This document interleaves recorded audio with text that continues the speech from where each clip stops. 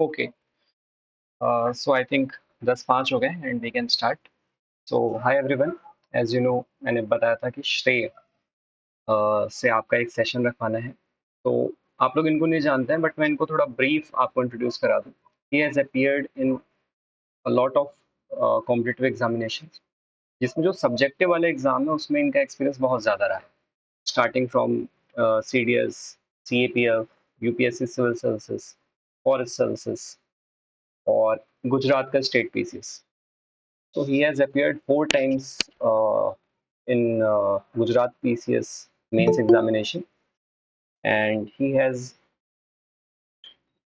also appeared in UPSC Civil Services mains twice. He has missed his interview by a few marks, and he has also appeared in UPSC CAPF interview last year. And CDS videos तो मतलब पुरानी बात होगी. तो इनका जो subjective का experience है वो आपके लिए काफ़ी यूजफुल रहेगा. सो नाउ अब मैं इनको हैंड ओवर करता हूँ. तो ये आपको अपनी कुछ इनपुट्स देंगे और आपके पास जो भी Q&A है, जो डाउट है, वो आप इनसे पूछ सकते हो. और तो श्रेय, I think now you can continue here from here. या श्योर. तो हाय एवरीवन, जैसा कि बता दिया विनय सर ने कि मेरा नाम श्रेय है एंड काफ़ी एक्सपीरियंस रहा है मुझे रिटन पार्ट का. मतलब मैंने काफ़ी ज़्यादा बार मेंस लिखा हुआ है, स्टेट का भी और सिविल सर्विसेज का भी. तो थोड़ा बहुत मुझे आइडिया है कि क्या लिखने पे नंबर आते हैं और क्या लिखने पे नहीं आते हैं. तो maybe I can shed some light on that part. तो ऐसा यार मैंने कोई तैयारी नहीं की है इस सेशन के लिए, तो मैं काफ़ी ब्लैंक ही आया हूँ. बिकॉज मुझे लगता है कि काफ़ी ऑर्गेनिक रखूँगा सेशन, तो ज़्यादा अच्छे से I can deliver my self rather than कि मैं कुछ मैकेनिकल अप्रोच से आपको समझाऊँ कि क्या करना है. Having said that, I think Vinay sir ने ऑलरेडी आपको बता दिया होगा काफ़ी सारी चीज़ें, बिकॉज हमारी बात होती रहती है. तो आई एम वेरी श्योर कि उन्होंने काफ़ी कुछ आपको ऑलरेडी बताया होगा. सो ऐसा कुछ ज़्यादा है नहीं बताने को, बट स्टिल अगर मैं अपने इनपुट्स देके आपके स्कोर को थोड़ा एनहांस कर सकता हूँ तो I be glad to do that.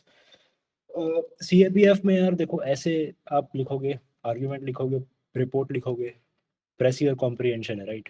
तो मुझे ऐसा लगता है कि मेरे नंबर जो आए हैं वो इसी एरिया में आए हैं, ऐसे आर्ग्यूमेंट रिपोर्ट में. बिकॉज ग्रामर पार्ट मैं प्रिपेयर करके भी नहीं गया था, और जब मैंने इंटरव्यू के बाद चेक किया था तो मेरे 11 नंबर बन रहे थे 25 में से, which is a very less score. मतलब इतने में तो आई डोंट नो कि किसका अगर हुआ है सिलेक्शन, तो आई don't no, but that is a very less score. तो इसका मतलब तो ये हुआ कि मेरा जो स्कोर आया है वो फर्स्ट वाले पार्ट में ज़्यादा आया है, विच इज़ ऐसे आर्ग्यूमेंट रिपोर्ट एंड प्रेस. तो थोड़ा थोड़ा मैं हर स्टेज के बारे में, मतलब हर फॉर्मेट के बारे में बता देता हूँ कि क्या कर सकते हो आप लोग. सो स्टार्टिंग विथ ऐसे. ऐसे में यार मेरे को ऐसा लगता है कि आप जितना डेटा डालोगे, जितना रिपोर्ट्स को यूज़ करोगे, जितने कोड्स को यूज़ करोगे, उतना आपको ज़्यादा नंबर मिलेगा. और ये बात मैं नहीं, मतलब जब मैं दे रहा था ये पेपर तो मुझे सब लोगों ने यही बोला था कि आप कोड्स लिखो, डेटा लिखो, कीवर्ड्स यूज़ करो, तो उसके आपको नंबर मिलेंगे. And I think it worked. तो शायद प्रूवन और टेस्टेड मेथड ये है कि आप जितना ज़्यादा उसको फ्लावरी बनाते हो उतना आपको नंबर ज़्यादा मिलेगा. मैं इसको थोड़ा एग्जाम्पल से आपको समझाता हूँ कि क्या एग्जैक्टली मैं कहने की कोशिश कर रहा हूँ. अब जैसे लास्ट ईयर ही एक आया था क्वेश्चन कि डिजिटल इकोनॉमी के बारे में कुछ पूछा था, मुझे एग्जैक्टली याद नहीं है क्या क्वेश्चन था, बट ऐसा कुछ क्वेश्चन था. तो उसमें मैंने स्टार्टिंग इससे किया था कि हमारे पीएम मोदी ने कहा है कि डिजिटल इकोनॉमी से हमारा जो विकसित भारत का सफ़र है, इट इज़ अ ब्रिज. हम अभी जो जिस पोजीशन पे है एज ए डेवलपिंग कंट्री, और विकसित भारत पे हमें पहुंचना है, तो ये एक ब्रिज है. इसी से मैंने स्टार्ट किया था इसका ऐसे लिखने का जो इंट्रोडक्शन था. तो आप भी ये चीज़ फॉलो कर सकते हो कि इधर you can start with some history का कुछ चीज़ से, या आप पीएम मोदी के कोई कोट से स्टार्ट कर सकते हो, या आप डायरेक्टली कोई एनेक्डोट से स्टार्ट कर सकते हो. कुछ भी हो सकता है, वो डिपेंड्स ऑन द क्वेश्चन.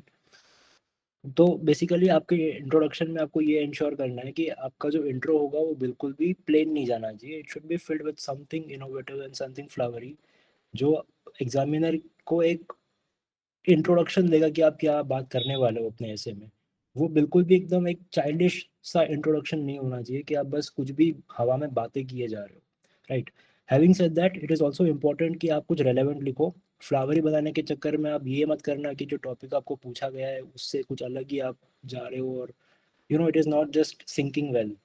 तो ये आपको ध्यान रखना है कि आप जो भी इंट्रोडक्शन आपका बना रहे हो, it should be exactly to the demand of the topic. Second, आप जो भी इंट्रो लिख रहे हो, फर्स्ट ऑफ ऑल तो ऐसे में आपको याद रखना है कि you don't have to write in points, कुछ भी हो जाए आपको पॉइंट्स में नहीं लिखना है, ऐसे is not written in points. You have to ensure कि आप कम से कम पैराग्राफ में लिख रहे हो, एटलीस्ट 2 पैराग्राफ्स इन 1 पेज, उससे ज़्यादा भी लिख सकते, डिपेंड्स। बट बट आप इंश्योर करिए कि एटलीस्ट 2 पैराग्राफ, ऐसा भी नहीं होना चाहिए कि आपने शुरू से लिखना शुरू किया फ्रेंड तक लिखते ही जा रहे हो, एक ही पैराग्राफ आपने पूरे पेज में लिखा है। So at least 2 paragraph, and you can also right more paragraph if you have more dimensions. दूसरा, जैसा मैंने बताया आपके इंट्रोडक्शन में, आपको कुछ ना कुछ उसको इनोवेटिव देना है। मैं बात करूंगा कि आप कैसे इसको अप्रोच कर सकते हो। जैसे आपको पूछा गया है कि आज के टाइम में 21st सेंचुरी में how can we stop the wars, so you can directly start with कि हमारे इंडियन नॉर्मेटिव इथोस में we have seen that great emperors like Ashoka shifted from war drums to Dhamma drums, which is seen in the fourth major edict of Ashoka. जैसे हमने berry Ghosh से धम्मा घोष वो shift कर गए थे आफ्टर द कलिंग वॉर। तो आप इसी से स्टार्ट कर सकते हो कि जिस तरीके से इंडिया के नॉर्मेटिव इथोस है हिस्टोरिकली, उसी को आज हम 21st सेंचुरी में भी रेलेवेंट देखते हैं। So this is a very good introduction if you want to write something about peace tranquility, कि किस तरीके से we can solve the problems which are prevailing in the world. तो इसके बहुत सारे वेज होते हैं। You can even start with like कि आप हिस्टोरिकली इसको स्टार्ट कर सकते हो, या आप अभी कंटेम्प्रेरी वर्ल्ड में अगर कोई अच्छा एग्जांपल आपको दिख रहा है जहाँ पे you know UN peace keeping में अगर कुछ हुआ है, उससे भी आप स्टार्ट कर सकते हो। It depends on your own style of writing कि आप उसको कैसे बिगिन करना चाहते हो। That is one thing. Second thing, जब भी आप अपना इंट्रोडक्शन लिख रहे हो तो आपको याद इसको ध्यान रखना है कि आपकी हैंडराइटिंग काफ़ी अच्छी होनी चाहिए। आप कुछ भी उसमें लिखे जा रहे हो जो समझ में भी नहीं आ रहा है सामने वाले को, तो इट वोंट वर्क। सो आपको ध्यान ये रखना है कि आपकी हैंडराइटिंग अच्छी होनी चाहिए। थर्ड, आपका जो इंट्रोडक्शन है वो कम से कम एक पैराग्राफ का और आधे पेज तक होना चाहिए। ऐसा भी नहीं होना चाहिए कि आपका इंट्रोडक्शन सिर्फ 2 लाइन का है या 3 लाइन का है। तो ये आपको इंश्योर करना है कि आपका इंट्रोडक्शन एक पैराग्राफ का होगा जो आधे पेज तक जाएगा, and then you will move to the body part. So अगर किसी को कोई डाउट है तो आप जस्ट चिप इन कर जाना बीच में ही, और तभी उसको रिजॉल्व कर देना, वेट मत करना बाद में बताने के लिए। सेकेंड थिंग, जब भी आप बॉडी पे जा रहे हो, या Ayush you can speak up. भैया जैसे एग्जाम में जेल पेन यूज कर सकते हैं कि डॉट से ही करना होता है रिटन पार्ट? पेन तो आई थिंक आप कोई भी यूज कर सकते हो यार, कोई भी इंक का पेन यूज कर सकते हो, इट डजंट मैटर, बस वो फेड नहीं होना चाहिए वरना पड़ेगा नहीं इंसान को। ओके भैया, thank you. So coming to the body part, आपका बॉडी पार्ट जो होगा वो बहुत सारे वेज से आप लिख सकते हो। जैसे टेम्पोरल अप्रोच होता है, सेक्टोरल अप्रोच होता है, स्टेक होल्डर अप्रोच होता है। स्टेक होल्डर का मतलब ये होता है कि आप हर इंसान के बारे में सोच रहे हो। जैसे आप विमेन के बारे में सोच रहे हो, you are thinking about the elderlies, poverty में जो लोग रहते हैं, पुअर लोग हैं, उनके बारे में आप बात कर सकते हो, बच्चों के बारे में बात कर सकते हो। ये एक स्टेक होल्डर अप्रोच होता है। दूसरा होता है कि सेक्टोरल अप्रोच, कि आप हर सेक्टर के बारे में डिस्कस कर रहे हो। It can be primary sector, secondary sector, tertiary sector. वो डिपेंड करेगा कि ऐसे केस के ऊपर आया है, उसके ऊपर से आप उसको बनाओगे कि कौन से अप्रोच को आपको यूज़ करना है। थर्ड हो सकता है कि आप टेम्पोरल अप्रोच पे जाओगे, कि आप हिस्ट्री से शुरू करोगे कि एंशियंट टाइम में ये था, फिर मेडिवल आया, फिर मॉडर्न आया, मॉडर्न के बाद फ्यूचर ये है। That is historical approach, temporal approach इसको बोलते हैं। फिर आप बात कर सकते हो कि किस तरीके से आप अलग अलग एरियाज के बारे में सोच रहे हो। रीजनल अप्रोच हो सकता है कि इंडिया के इस पार्ट में ये है, वर्ल्ड के इस पार्ट में ये है। That is also one of the approaches. तो ये सारे अप्रोचेज होते हैं, आप कोई भी अप्रोच यूज कर सकते हो depending upon the type of question, because her approach को आप हर ऐसे में यूज नहीं कर सकते हो, बिकॉज इट विल बैकफायर और वो रेलेवेंट भी नहीं है। So it depends on your wisdom कि आप किस तरीके से अपने इस कंटेंट को यूज कर रहे हो। सेकंड, जब भी आप ऐसे लिख रहे हो तो आपका ऐसे हमेशा फ्लो में होना चाहिए। आपका एक पैराग्राफ दूसरे पैराग्राफ से कुछ कनेक्ट होना चाहिए दोनों में, अदरवाइज एक एब्रप्ट डिस्कनेक्ट होगा तो दैट वोंट फेच मार्क्स। तो आपको ध्यान ये रखना है कि आप जब भी एक पैराग्राफ से दूसरे पैराग्राफ में शिफ्ट कर रहे हो तो आपके पास कुछ कनेक्टिंग वर्ड्स होने चाहिए जो आप यूज करोगे टू एंश्योर कि एक फ्लो बना रहे, राइट।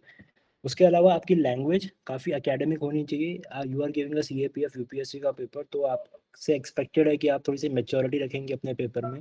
बिल्कुल आपका कंटेंट चाइल्डिश नहीं होना चाहिए, राइट। आपके वर्ड्स, आपके लैंग्वेज में थोड़ा सा मेच्योरिटी दिखना चाहिए, रिफ्लेक्ट करना चाहिए एग्जामिनर को, because you are not going to become some small person, right? आप असिस्टेंट कमांडेंट बनने वाले हो, तो आपसे एक्सपेक्टेड है कि आपकी लैंग्वेज भी वैसी हो। थर्ड, आपके जो आर्टिकुलेशन है वो काफ़ी ससिंक्ट होना चाहिए, मतलब आपको एक बात कहने में बहुत सारे सेंटेंसेस का यूज़ नहीं करना है। एक बात को आप कम शब्दों में इफेक्टिव वे में रिफ्लेक्ट कर दो, दैट इज़ इनफ। अब फिर आप वो एनेक्डोट हो सकता है या कोई इंसिडेंट हो सकता है, आपके माइंड में वो एग्जाम्पल भी हो सकता है। अगर आपको कोई एग्जाम्पल अपने पेपर में पुट करना है, now the example is very good, but आप उस पर इतना बात किए जा रहे हो कि वो मतलब सामने वाला बोर हो गया कि अब ख़त्म करो भाई। तो वैसा नहीं होना चाहिए, आपको उसको कम शब्दों में इफेक्टिव वे में ट्रांसलेट करके लिख देना है। थर्ड, आपके पंक्चुएशंस और ग्रामर का भी मुझे लगता है थोड़ा सा पार्ट होता है, इसलिए बिकॉज जो इंसान चेक कर रहा है paper, may be he is coming from English background, या आई डोंट नो कैसे, but yeah um you can speak up. Sir ये जैसे कनेक्टिंग वर्ड के कुछ एग्जांपल बता दीजिए कि कैसे क्या क्या है। मेरे पास एक पीडीएफ है, मैं वो शेयर कर दूंगा विनय सर के पास, तो वो आपको ग्रुप में डाल देंगे आपके, तो you can use that. Thank you. और कोई डाउट अगर आपका है तो आप बता सकते हो। नहीं नहीं, बस यही कनेक्टिंग वर्ड के अगर एग्जांपल मिल जाते तो ओके ओके, मैं मैं इससे लिखने में फायदा हो सकता है। श्योर। तो as as I was saying कि आपको पंक्चुएशंस का ध्यान रखना है, अपने ग्रामर का ध्यान रखना है, because it may you know get him pissed off अगर आपका ग्रामर सही नहीं है, आपका पंक्चुएशन सही नहीं है। सो मैं ये नहीं कहूँगा कि आप अभी सीखने बैठो, बट एटलीस्ट आप न्यूज़पेपर में अगर पढ़ रहे हो तो keep a vigil on the language and the punctuations जो पेपर में आ रहे हैं, तो उससे भी एक हैबिट डेवलप हो जाएगा आपके अंदर। और दूसरा, आपकी जो मिस्टेक्स है स्पेलिंग की, वो भी आपको नहीं करनी है। आपको ट्राई ये करना है कि आप ऐसे स्पेलिंग्स ही यूज़ करो जिसके स्पेलिंग के बारे में आप श्योर हो, क्योंकि अगर आपकी स्पेलिंग गलत है तो वो भी बहुत ख़राब इंप्रेशन जाता है, जो मैंने ऑब्जर्व किया है कुछ पेपर्स में। द मोस्ट इम्पॉर्टेंट थिंग आपके बॉडी में, मैं ये कहूँगा कि आपकी जो कंटेंट पार्ट है वो मेन बॉडी में होता है। तो आपके जो भी एग्जाम्पल्स है या जो भी आपके आर्ग्यूमेंट्स है, वो काफ़ी टू द पॉइंट होने चाहिए, मतलब एग्जैक्टली जो पूछा है वही होना चाहिए। ऐसा नहीं होना चाहिए कि आपको कुछ चीज़ पता है, अब वो आप पे ज़बरदस्ती वहाँ पे फिट करने का ट्राई कर रहे हो जो उतना रेलेवेंट है भी नहीं। तो आपकी स्पेस भी जाएगी, आपका टाइम भी जाएगा, and it won't fetch marks to you. तो इसका आपको ध्यान रखना है। एंड उसके बाद आपको ये मतलब एक कॉन्शियस एफर्ट रखना है कि बार बार आप जब भी एक पैराग्राफ लिख रहे हो अपने बॉडी में ऐसे में, तो आप बार बार टॉपिक को वापस देख रहे हो, तो उससे क्या होगा कि आपको रिमाइंडर आएगा माइंड में कि नहीं, ये चीज़ जो मैं लिख रहा हूँ, ये जो टॉपिक पूछा है उसी के रेलेवेंट है। एंड बिल्कुल भी ऐसी चीज़ नहीं लिखनी है जो उस टॉपिक के रेलेवेंट में नहीं, रेलेवेंस में नहीं है। तो बार बार आप टॉपिक देखते रहो अपने क्वेश्चन पेपर में कि क्या पूछा है आपसे। ब्रेनस्टॉर्मिंग भी कर सकते हो आप पहले, बट ब्रेनस्टॉर्मिंग में बहुत टाइम जाएगा, तो आई वोंट सजेस्ट कि आप ब्रेनस्टॉर्म करो, मैंने नहीं किया था। तो आप पेपर लिख शुरू कर दो लिखना, and then meanwhile you can think कि इसमें और क्या लिखा जा सकता है। अदर देन दैट, आपके जो कंक्लूजन होगा, उस कंक्लूजन में आपको ये ध्यान रखना है कि whenever you are ending, so एक काफ़ी स्ट्रॉन्ग इमोशन सामने वाले के पास जाना चाहिए, जो उसको लगे कि ये इसने मतलब जो कंक्लूड किया है it is very effective and very futuristic. मतलब जब भी आप कंक्लूड करोगे तो आपका कंक्लूजन काफ़ी फ्यूचरिस्टिक होना चाहिए। जैसे अगर इंडिया के डिफेंस के बारे में आ गया, तो यू कैन से कि जिस तरीके से इसराइल ने 9% अपना डिफेंस एक्सपेंडिचर रखा है, उस तरीके से इंडिया को भी 2% से अपने 9% की तरफ जाना चाहिए, because India is surrounded by adversities, right? So this is a very futuristic thing कि आप बता रहे हो कि फ्यूचर में ये विजन है आपका एज एन इंडिविजुअल। तो जब आप सर्विस में भी आओगे तो आप ये थॉट प्रोसेस को लेके आओगे, तो it shows maturity in your thinking process. तो हर चीज़ में, हर टॉपिक पे आपको ये इंश्योर करना है कि एक नेशनल इंटरेस्ट में आपको उसको कंक्लूड करने का ट्राई करना है, so that it can effectively convey your thought process. उसके अलावा आई वुड से कि डोंट मेक योर ऐसे वेरी क्लटर्ड, मतलब भर भर के लिखने की ज़रूरत नहीं है, कम लिखो, but it should be very effective and reflective of your thoughts. That's what I would say. उसके अलावा जब भी आप अपने टॉपिक्स को चूज़ कर रहे हो, तो एक बार अच्छे से सोच लेना कि कौन से टॉपिक्स को आपको चूज़ करना है, बिकॉज कभी कभी होगा कि आपने एक बार टॉपिक चूज़ कर दिया है and then midway you are regretting that that topic कि ये मैंने क्या क्यों ले लिया, इससे अच्छा तो मैं वो लिख लेता। तो उससे अच्छा है कि आप पहले से सोच लो कि कौन से टॉपिक पे आपको लिखना है। एंड हो सके तो आप पेपर पे थोड़ा स्क्रिबल भी कर सकते हो, सो दैट यू नो कि मेरे को इस पे ज़्यादा कंटेंट मिल रहा है, इस पे कम मिल रहा है। मैंने ये किया था, इसलिए मुझे पता है कि ये वर्क करेगा। उसके अलावा यार ऐसे में मुझे ये लगता है कि आपके पास कंटेंट होना चाहिए, बिकॉज अगर आपके पास कंटेंट ही नहीं है तो इट वॉन्ट लाइक काफ़ी बहुत मोनोटोनस आपका ऐसे बन जाएगा, जो एक यू you नो एक वेल रेड पर्सन का जो ऐसे होता है वैसा नहीं लगेगा। तो आपके पास कंटेंट तो होना ही चाहिए, एंड फॉर दैट आपके जो प्रीवियस ईयर क्वेश्चंस है वो आप देखो एक बार, जैसे बार बार उन लोगों ने डिफेंस पे सवाल पूछा है, विमेन पे पूछा है, अभी कुछ ऑफ टॉपिक्स भी आए हैं, जैसे ट्राइबल्स के बारे में आ गया था लास्ट ईयर। तो वैसा भी कुछ आप देख सकते हो कि अगर हिस्टोरिकली ट्राइबल्स का क्या रहा है, पेजेंट का क्या रहा है, फिर आज के टाइम में प्रॉब्लम्स क्या है, जैसे अभी कास्ट सेंसस हुआ होने वाला है, तो कास्ट सेंसस से रिलेटेड क्या क्या चीज़ें हैं इंडिया में, एफर्मेटिव एक्शन पे आपको पूछा जा सकता है इन आर्ग्यूमेंट्स। तो इस तरीके से आपको कुछ टॉपिक्स को प्रिडिक्ट करना है कि अभी ये चल रहा है तो इस पे ऐसे आ सकता है या इस पे आर्ग्यूमेंट आ सकता है। तो उसके लिए आपके पास कंटेंट पहले से ही रेडी होना चाहिए। तो जब आप ऐसे लिख रहे हो तो आप बीच में ये नहीं सोचोगे कि आप क्या लिखो, इसमें सब कुछ तो लिख दिया जो पता था, वैसा नहीं होना चाहिए। तो उसके लिए आप पहले से कम 15 20 30 जितनी आपकी क्षमता है उतने टॉपिक्स के बारे में आप नोट्स बना लीजिए, और उसको बार बार रिवाइज करिए, तो आपके माइंड में वो मेमोराइज हो जाएगा, बिल्कुल एम्बेड हो जाएगा कि इसके मतलब कुछ भी अगर इसके सराउंडिंग आएगा तो you will be able to write. उसके अलावा ऐसे में मुझे ये लगता है कि आप जितना ज़्यादा अपने कोट्स को यूज़ करोगे, किसी ने कुछ फ्लावरी सी बात कह दी है, जैसे बान की मून का एक काफ़ी अच्छा कोट है कि for tackling climate change we need 8 billion people and there 16 billion hands. तो ये काफ़ी इम्पैक्टफुल लगेगा, अच्छा लगेगा सुनने में सामने वाले को। तो ऐसी कोई चीज़ अगर आपको भी पता होगी तो आप भी उसको यूज़ कर सकते हो। अभी जैसे पीएम मोदी काफ़ी मल्टीलैटरल फोरम में जाके काफ़ी अच्छी अच्छी बातें करते हैं, तो उनको आप डायरेक्टली कोट कर सकते हो अपने आंसर्स में। एंड वन मोर थिंग, अगर आपके पास कोई अच्छी लाइन है एंड यू डोंट नो कि ये किसने कहा है, तो आप किसी के नाम से उसको बता भी सकते हो, इट डजेंट मैटर, क्योंकि वो सामने वाला चेक नहीं करेगा। मैंने बहुत बार किया है अपने बहुत सारे पेपर्स में, most of the times it is worked. तो आप भी कर सकते हो, अगर आपको बहुत ही अच्छी लाइन आपके दिमाग में कोई आ रही है तो उसको किसी के भी नाम से लगा दो कि पीएम मोदी ने ये कहा है, या इस बंदे ने ये कहा है, या यूएन सेक्रेटरी जनरल ने ये कहा है, एंड इट वर्क्स। तो उसमें कोई आपको डरने की बात नहीं है। ब्लफ कहाँ करना है और कहाँ नहीं करना है उसके बारे में मैं आगे बात करता हूँ। उसके अलावा आपके पास जो एवरग्रीन चीज़ें हैं, जैसे क्लाइमेट चेंज हो गया, या विमेन हो गया, सोसाइटी के बारे में सोशल जस्टिस हो गया, डिजिटल टेक्नोलॉजी हो गया, तो उनके बारे में आपको हर बार आपके पास कंटेंट आपको प्रिपेयर करना है। या Saloni, you can ask. Hello, yes, code के नीचे क्रेडिट देना जरूरी है या फिर उसको लिख करके ऐसे ही लीव कर सकते हैं? आप डायरेक्टली ये कह दो ना कि as said by honourable prime minister, फिर आप पंक्चुएशन लगा दो, फिर वो अपना जो सेंटेंस है उसको लिख दो। I hope that answers your question. अगर और कुछ है तो ओके, बताओ। Okay, thank you. नहीं, शी ओके। इज आस्किंग, मान लो अगर हम एस्से में हम सबसे पहले कोड से शुरू करना चाहते हैं एंड वी डोंट नो कि किसका है, तो हम सिर्फ लिख कर चलें या फिर हमें लिखना ज़रूरी है? ऐसे में आप कोड से स्टार्ट कर सकते हो, ऐसा कोई इशू नहीं है। आप बता भी सकते हो, अगर आपको मतलब नहीं पता है तो आप बता दो कि इसने कहा है। जैसे मैंने हम्म, किया है एक बार ऐसा, मैंने पोएम से स्टार्ट किया था एंड आई डिडंट नो कि ये पोएम किसकी है, बट तो मैंने लिख दिया टी.एस. इलियट की ये पोएम है, सो इट वर्कड। ओके। उस पेपर में मेरे अच्छे नंबर आए थे, तो may be you can do that, but यानी कि आप स्टिल आई लिखना यानी कि आप लिखना चाहो अगर उसका नाम तो लिख सकते हो, वरना आप ऐसे चल कर सकते एग्जैक्टली। हो। Okay. But okay, still thank मतलब यू। मैं ये कहूँगा कि ऐसे में तो आप अगर if you start with some good quotes, या ऐसे अगर आप लिख रहे हो तो उसको पैराग्राफ से स्टार्ट करो, बिकॉज आई थिंक ये जो आपका आपको अगर पोएम लिखना है या कोई ऐसा कोट लिखना है जो काफ़ी इम्पैक्टफुल है, तो उसको कंक्लूजन के लिए बचा के रखो, बिकॉज कंक्लूजन में आपको कुछ ऐसी चीज़ें उसको ऑफर करनी है जो काफ़ी उसको एक अच्छे इंप्रेशन के साथ लीव करेगा, बिकॉज उसके बाद ही वो आपको मार्क्स देने वाला है। जब आप वो कंक्लूजन पढ़ लेगा फिर वो आपको मार्क्स देगा। तो आपको ये इंश्योर करना है कि आपका कंक्लूजन काफ़ी इम्पैक्टफुल हो। तो अगर आपके पास ऐसी कोई अच्छी चीज़ बचती है तो उसको लास्ट के लिए रखो, राइट। उसके अलावा ओके, डेटा जब भी आप कोड करते हो आपके ऐसे के अंदर, तो यू हैव टू इंश्योर कि वो डेटा को आप सोर्स उसका बता रहे हो। जैसे अगर आपको बताना है कि the intercaste marriages in India is only less than 5%, 5 या 6%, तो उसको आपको ब्रैकेट में बता दो कि मिनिस्ट्री ऑफ सोशल जस्टिस का ये डेटा है, according to ministry of social justice, या उसको ब्रैकेट में भी आप लिख सकते हो।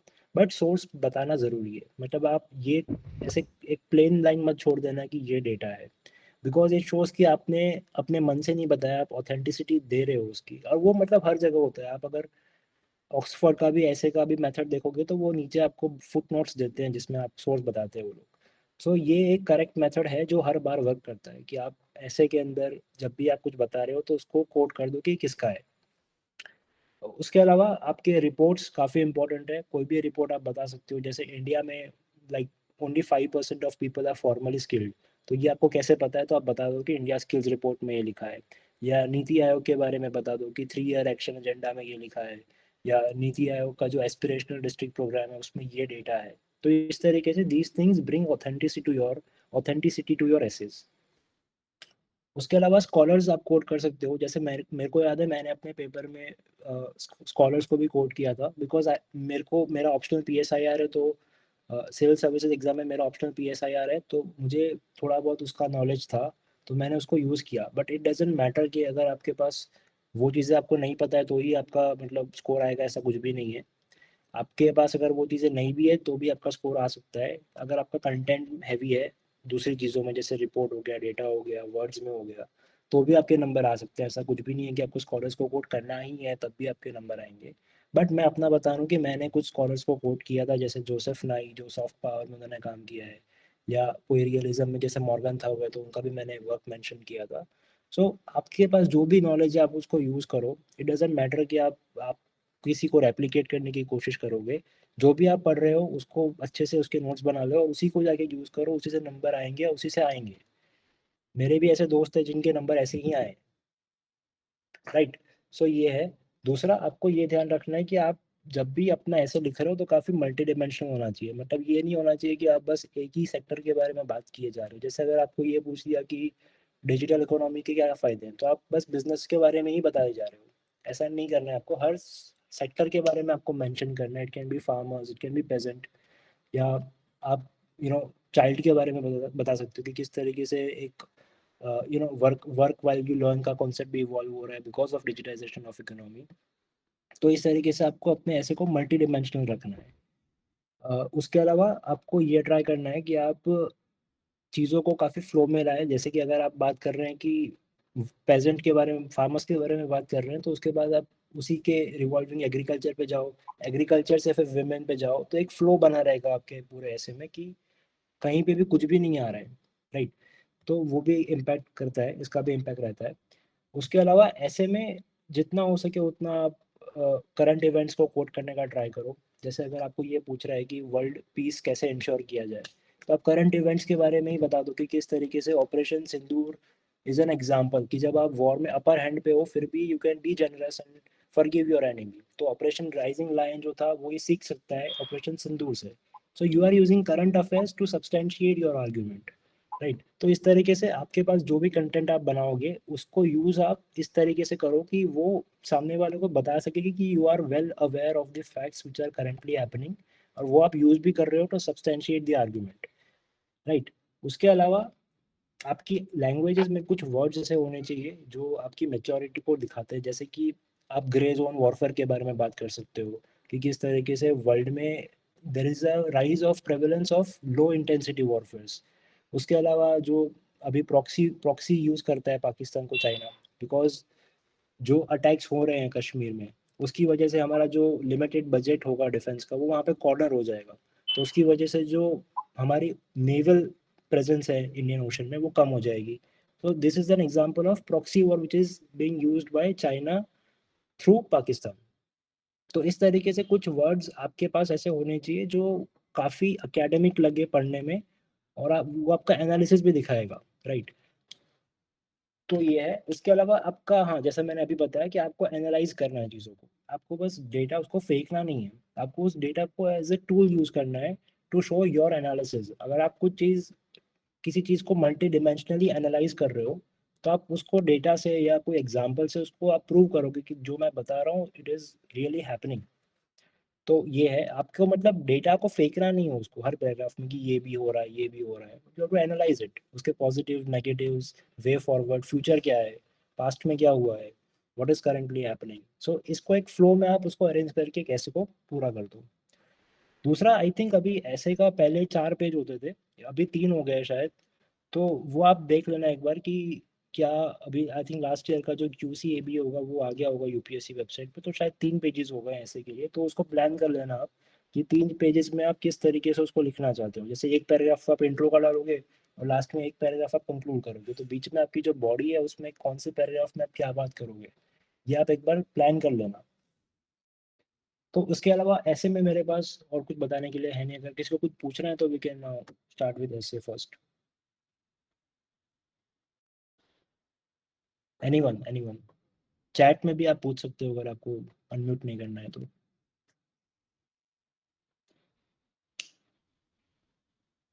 आई थिंक तो फिर नहीं होगा कुछ। Yeah Yuvraj you can ask. Hello sir.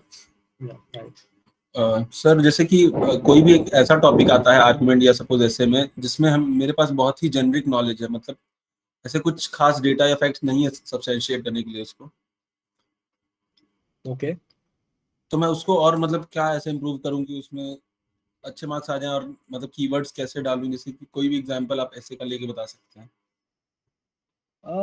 देखो यार, अगर आपके पास कंटेंट नहीं है तो आप उसको इधर चूज मत करो, या अगर आपने चूज, यस। आपके कोई ऑप्शन बच नहीं रहा है, आपको वो अटेम्प्ट करना ही पड़ रहा है, तो फिर आप ओके उसको सर। एंड में करना अटेम्प्ट। पहले आप वो कर लो जो आपको आता है, और जब आप एंड में आ जा रहे हो तो उसके बारे में आप सोचो कि इसमें क्या चीज़ें डाल सकते हो आप। जैसे कुछ भी आप सोचो ना, आप मुझे कोई भी टॉपिक दो, कोई भी टॉपिक दे दो मुझे, आपके मन से जो भी आपको ठीक लगता है। एनीवन। सर जैसे मैं सपोज ये टॉपिक तो मुझे आता है लेकिन मैं अभी कुछ आ नहीं रहता हूँ, जैसे एआई इन डिफेंस हो गया या कुछ एआई से रिलेटेड ही कुछ हो गया जो किसी पर्टिकुलर सेक्टर के बारे में पूछ ले रहा है, और उस सेक्टर के बारे में मुझे उतनी नॉलेज नहीं है, सिर्फ एआई के बारे में ही पता है। तो इस केस में आप क्या कर सकते हो कि आप एक अपने फ्यूचर्स के बारे में डिस्कस कर सकते हो। जैसे कि अगर आपको नहीं पता कि अभी एआई का यूज डिफेंस में कैसे हो रहा है या क्या हो रहा है, सो आप सिंपली ये बात कर लो कि फ्यूचर में क्या हो सकता है, मतलब what is the future behind this. अगर आपको आपको कुछ तो आपको आइडिया होगा कि जैसे मिसाइल्स लॉन्च होती है, उसके उसका टारगेट होता है, उसका एक सर्वेलेंस होता है, उसका एक पाथ होता है। तो कैसे आपकी एआई की वजह से you can now use that technology to intercept the missiles and to deliver your missiles to those targets जहाँ पे we can not conventionally go. जैसे आप यही बता सकते हो कि जो B2 बॉम्बर्स आए थे ईरान में, सो उसकी वजह से वी कैन नाउ डिटेक्ट कि अगर कोई न्यूक्लियर साइट्स डेवलप हो भी रही है, so we can now see कि वो कौन से रीजन में हो रही है। So basically what I am trying to say is कि आपको अपने आंसर्स को फ्यूचरिस्टिक बना देना है फिर, because you don't have the content, या you are not aware of those happenings जो अभी हो रहा है। सो सर पोटेंशियल तो हर चीज में होता है। देखो यार, एआई है या कोई भी टेक्नोलॉजी है तो उसमें पोटेंशियल तो होगा ही होगा। तो you have to play yes. Smart with that. Okay sir. Anything else ऐसे में? विनय सर, आपके पास कोई अगर क्वेश्चन है तो you can also tell me. अगर आप क्योंकि इनके पेपर्स आप चेक कर रहे हो तो you can tell me if there is any big problem और समथिंग लाइक दैट। हाँ, मोस्टली मोस्टली जो मेरे पास क्वेश्चन आते हैं कि कंक्लूजन को हम कैसे अच्छा करें, क्योंकि मैं देखता हूँ वो थोड़ा सा एब्रप्ट फील तो आता है, लेकिन अभी मुझे थोड़ी इंसाइट्स मिले कि you have to send a strong emotion. तो कंक्लूजन वाले पार्ट पे अगर और बता दूं कि हम पूरे कंटेंट को कंसाइज कर दें, या इस टॉपिक पे हम कंक्लूजन पे थोड़ा सा काफी डाउट्स आते हैं मुझे। कंक्लूजन में देखो यार, फ्यूचरिस्टिक ही होना चाहिए। जैसे अगर आप कोई भी ऐसी चीज बता रहे हो, जैसे आपको यही पूछ लिया एआई का या डिफेंस में क्या है, तो यू कैन नाइसली से कि you know the horizons of wars are changing now. Wars are not conventionally fought on borders, but it is now fought in psychologically. तो वो आप चीज़ें थोड़ा बहुत अपने लैंग्वेज को यूज़ करके बता सकते हो कि you know with the advent of technologies, जो हमारे पुराने मेथड्स थे वॉरफेयर के वो चेंज हो गए। And now with the coming up of AI, it is now giving new paradigms to the defense technology and defense sector in the world, yeah, across the world. So, and then maybe you can give some quote by maybe you know Robert Oppenheimer बता सकते हो, या आप कोई भी world leader है, Nelson Mandela है, या उनके कोट से आप एंड कर सकते हो। Obviously you won't exactly remember कि उन्होंने क्या कहा था, but then you can paraphrase. कोई चेक नहीं करने वाला कि उन्होंने सच में ये कहा है कि नहीं कहा है, but it will leave a very good impression on that examiner जो ये पढ़ रहा है कि इसने कुछ ऐसा एग्जाम्पल दिया, ऐसा कोट दे के खत्म किया है, which is very good, right. तो ये है। दूसरा आप ये खत्म कर सकते हो कि आप या हाँ, कंक्लूजन के अलावा जो एक डाउट मुझे याद आ रहा है कि जब मैं कॉपी चेक कर रहा हूँ तो कई बार जो बॉडी वाला पार्ट है उसमें चीज़ें रिपीटेड है, रिपीटिशन है। तो इन केस हमारे पास कम पड़ जाता है, we do not have enough content, तो रिपीटेशन करना ठीक है या इसके ऊपर के पैराफ्रेज कर दें नहीं, सेम चीज में? In my opinion is a very bad thing, because अगर आप उसका टाइम वेस्ट करोगे तो वो आपका टाइम वेस्ट कर देगा। सो रिपीटेशन बिल्कुल भी नहीं करना है। वो मैंने बताया, जैसे अगर आपके पास नहीं है पॉइंट्स तो आप सोचोगे और कौन से सेक्टर्स होते हैं पूरे इंडिया के, मतलब उस सेक्टर के अराउंड मतलब क्या क्या चीज़ें, जैसे एआई एंड डिफेंस हो गया, तो उसमें यू कैन सी कि अगर एआई डिफेंस में डेवलप हो रहा है तो we can now have more startups in the AI and defence sector, तो उसकी वजह से एम्प्लॉयमेंट जनरेशन हो जाएगा। We can now use those skills and वो दोज टेक्नोलॉजीज जो हमको बाहर से आउटसोर्स करना पड़ रहा था, हम ब्रेन ड्रेन को कम कर सकते हैं उसकी वजह से। तो आपको सोचना है कि उसके क्या रेपरकशंस है, वो आप जब बार बार उसको सोचोगे लिखोगे तो अपने आप डेवलप हो जाएगा। That's why I think every day you are writing, मतलब हर रोज आप लिख रहे हो ना, तो उसके बेनिफिट्स यही हैं कि आप एग्जाम में जल्दी सोच पाओगे कि इसके क्या और चीज़ें, इसके क्या और बेनिफिट्स हो सकते हैं। इसके अलावा बॉडी में मतलब आई थिंक दैट कि आप उसके रिवॉल्विंग स्टेक होल्डर सोचो ना, कि अगर मैं एआई को डिफेंस पर डेवलप कर रहा हूँ तो उससे क्या क्या हो जाएगा। We can now contain, we can have more employment, we can have startups, we can have you know हमारी इकोनॉमी टेक सेंट्रिक हो जाएगी, या हमारी इकोनॉमी में काफ़ी बूस्ट मिलेगा इसकी वजह से। सो यही सब बातें करनी है, but you don't have to make your essay unidirectional, उसको हर वे में खींचो। That's what. और उसके बाद आपको अपने ऐसे में काउंटर आर्ग्यूमेंट भी देना है कि इससे क्या नुकसान भी है, ऐसा नहीं है कि सब अच्छा ही हो रहा है। सो जब आप ऐसे सोचोगे ना कि मुझे एक काउंटर आर्ग्यूमेंट भी देना है और एक आर्ग्यूमेंट भी देना है, तो आप अपने एसेस को अपने आप डिवाइड कर दोगे कि पहले 4 से 5 पैराग्राफ में उसके फ़ायदे के बारे में बात करूंगा, और लास्ट के जो 2-3 पैराग्राफ बचेंगे उसमें मैं काउंटर आर्ग्यूमेंट दे दूंगा। तो अपने आप आपका ऐसे डिवाइड हो जाएगा। फिर उसमें भी आप आर्ग्यूमेंट में हर स्टेक होल्डर के बारे में मेंशन करोगे तो उसमें 2 से 3 पैराग्राफ यूज़ हो गए। उसके बाद आप काउंटर आर्ग्यूमेंट में 2 से 3 इंडिविजुअल्स के बारे में बात करोगे तो उसमें भी आपका यूज़ हो जाएगा। या विनय सर। Yes, got it. तो किसी और का कोई ऐसे पे क्वेश्चन है तो आप पूछ लो, वरना फिर हम आगे आर्ग्यूमेंट पे हो चलते या हेलो सर। हाँ। Let's go with Saloni first. Sir आप एक बार वो अप्रोचेस रिपीट कर दोगे जो आपने अभी समझाए? टेम्पोरल होता है, टेम्पोरल में क्या होता है कि आप हिस्ट्री से स्टार्ट करते हो, जैसे आप एंशिएंट में अगर जैसे मैंने बताया अशोका वाला आप स्टार्ट कर सकते हो, then you can come to medieval times, फिर आप मॉडर्न के बारे में बता सकते हो, and then you can tell about current times, and then you can talk about future times. That is temporal approach. फिर होता है सेक्टोरल अप्रोच, कि आप जैसे विमेन के बारे में बात कर रहे हो, स्टार्टअप के बारे में बात कर रहे हो, फार्मर्स के बारे में बात कर रहे हो, तो ये एक सेक्टर स्पेसिफिक आप बात कर रहे हो। Then we have spatial, special बोलते हैं, तो मतलब हर स्पेस के बारे में आप बात कर रहे हो, यूरोप के बारे में, इंडिया के बारे में, चाइना में क्या हो रहा है, हर रीजन स्पेसिफिक आप चीज़ें डिस्कस कर रहे हो। Then you have stake holder approach, कि अगर कोई भी हम चीज़ कर रहे हैं, वो मे बी एआई हो सकता है या डिजिटल इकोनॉमी हो सकती है, कुछ भी हो सकता है, तो उसमें कौन से स्टेक होल्डर्स हैं। गवर्नमेंट हो सकती है, पीपल हो सकते हैं, उसके अलावा there can be elderlies, farmers, आपके चिल्ड्रन हो सकते हैं, या आपके स्कूल्स इंस्टीट्यूशंस हो सकते हैं, कॉलेजेस हो सकते हैं, वो बहुत सारे हो सकते हैं। सो ये सारे अप्रोचेज है जो आप यूज़ कर सकते हो आपके ऐसे में। और ऐसे में आपको ये ध्यान रखना है कि आपको ऐसे पूरा हाँ में नहीं जाना चाहिए, मतलब अगर आप डिजिटलाइजेशन की बात कर रहे हो तो सिर्फ उसके फ़ायदे नहीं बताने, नुकसान भी बताने हैं। और नुकसान हैं। हेलो, बताने के बाद उसके निवारण भी बताने हैं कि मैं आप थोड़ा फ्यूचर में मीटिंग क्या मीटिंग में करोगे हूँ इसको तो ठीक बाद में करने के करूँगा। लिए। And then you have to conclude your essay. So ऐसे जब आप उसको कंपार्टमेंटलाइज कर दोगे पूरे ऐसे को, तो अपने आप आपके ऐसे मल्टी डिमेंशनल बन जाएंगे। या Surjeet was asking something. Hello sir. हाँ सर जैसे कि अभी ट्रेन में 2 और 3 टॉपिक एक साथ दे देता है, लाइक इलेक्टोरल रिफॉर्म्स और जुडिशियल सिस्टम। तो 2 टॉपिक सर एक साथ देने के बाद सर उसके इंट्रोडक्शन और कंक्लूजन कैसे लिखूं मैं? 2 टॉपिक मतलब मैं समझा नहीं यार। 2 टॉपिक मतलब सर अभी तो नया ट्रेंड आ गया है। हम्म मतलब सर इलेक्टोरल रिफॉर्म्स है और एक जुडिशियल सिस्टम है, हम्म दोनों एक साथ दे दिया है। ओके। तो उसमें सर मैं इंट्रोडक्शन कैसे स्टार्ट करूं और कंक्लूजन भी कैसे करूं उसमें? तो इसमें क्या कर सकते हो कि आप इसमें कॉमन चीज़ें ढूंढने का ट्राई करोगे, इलेक्टोरल रिफॉर्म्स और जुडिशियल सिस्टम में क्या कॉमन है। तो कॉमन में आपको दिखेगा कि we are a democratic country, तो यहाँ पे इलेक्शंस होते हैं, यहाँ पे जुडिशरी होता है, सेपरेशन ऑफ पावर्स होती है। तो आप डेमोक्रेसी से शुरू कर सकते हो कि democracy of India, two pillars of judicial reforms and electoral reforms and judiciary, that can be your starting point. Conclusion में आप फिर से वही चीज़ पे आ सकते हो कि अगर हमारी कंट्री को थ्राइव करना है, अगर हमारी हेट्रोजेनस कंट्री को एक होमोजेनस विजन के साथ ग्रो करना है, तो उसके लिए ये दोनों पिलर्स काफ़ी इंपॉर्टेंट है। That can be your conclusion.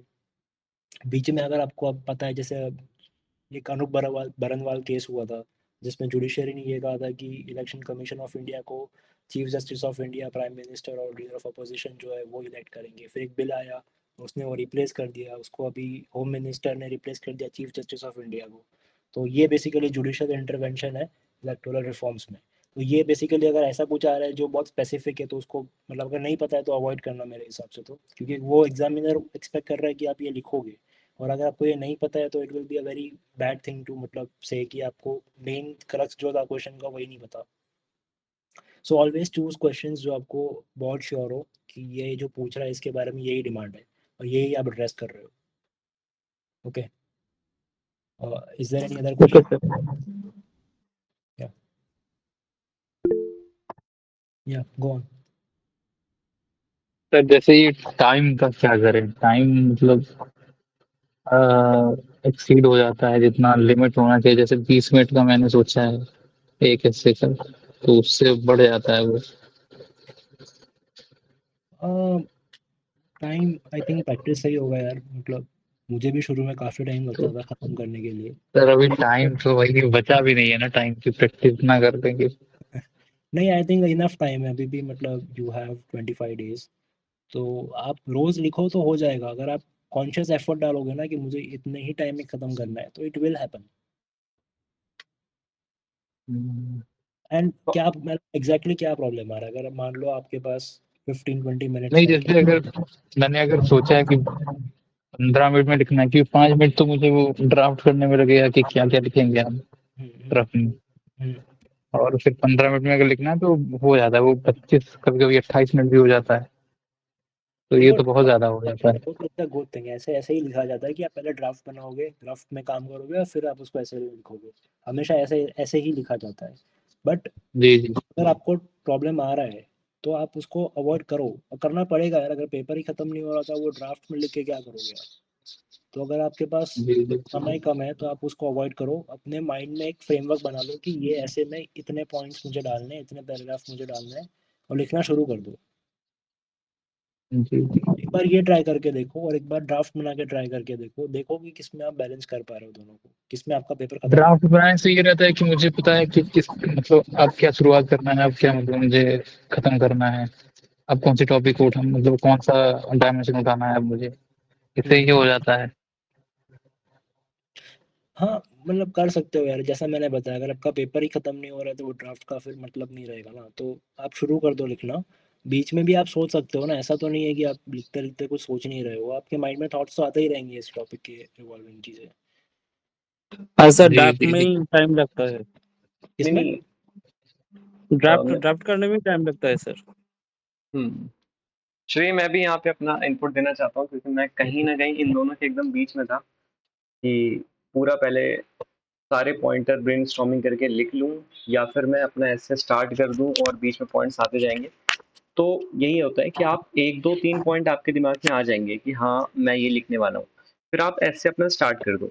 उसके बाद ऑटोमेटिक्स आपको लिंकिंग पॉइंट्स जो एक्स्ट्रा डायमेंशन है वो आते रहेंगे और आप ऐड ऑन करते हुए अपना ऐसे आगे बढ़ाते हो। तो ऐसा भी पॉसिबल है, मैं ऐसा करता था। या exactly, I was saying that only कि आप बीच में भी सोच सकते हो। ऐसा नहीं है कि आप पहले से बना के रखोगे तो ही आपका ऐसे अच्छा बनेगा।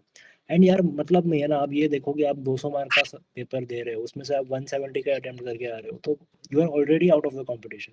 क्योंकि हर एक मार्क के लिए इतना कंपटीशन है। तो आपका प्राइमरी एम यही होना चाहिए कि पेपर खत्म करना है।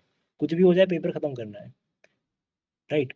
उसके बाद फिर क्वालिटी क्वांटिटी ये सब बाद में आता है। पहले तो पेपर खत्म करना इंपॉर्टेंट है।